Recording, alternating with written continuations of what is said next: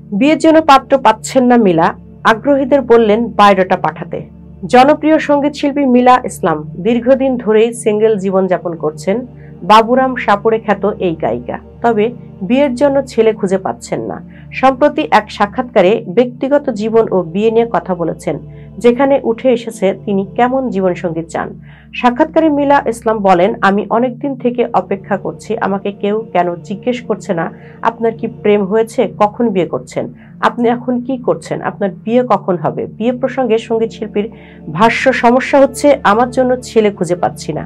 নিজে নিজে ছেলে খুঁজে প্রেম করাটা কঠিন কাজ, বিয়ে হওয়াটা গুরুত্বপূর্ণ না। এই মুহূর্তে দরকার একজন জীবন সঙ্গী যে আমার বন্ধু হবে, আমাকে বুঝবে। আপনারা বায়োডাটা পাঠান।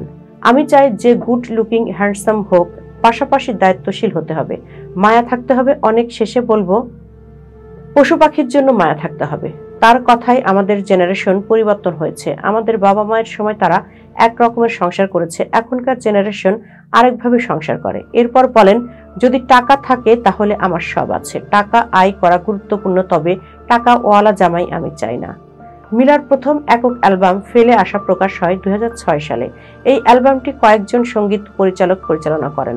2008 সালে তার দ্বিতীয় একক অ্যালবাম ফুয়াদ আল মুক্তাদির ফিচারিং মিলা চ্যাপ্টার 2 প্রকাশ হয়। এই অ্যালবামটির সুরকার ও রচয়িতা সঙ্গীত পরিচালক ফুয়াদ। 2009 সালে ফুয়াদ ফিচারিং মিলা রিডাফাইন্ড বের হয় এবং এই অ্যালবামটিরও সুরকার ও রচয়িতা সঙ্গীত পরিচালক ফুয়াদ। এতক্ষণ বার্তা বৈঠকের সাথে থাকার জন্য ধন্যবাদ। নতুন নতুন তথ্য ও সংবাদ পেতে বার্তা বৈঠকের ইউটিউব চ্যানেল ও ফেসবুক পেজের সাথেই থাকুন।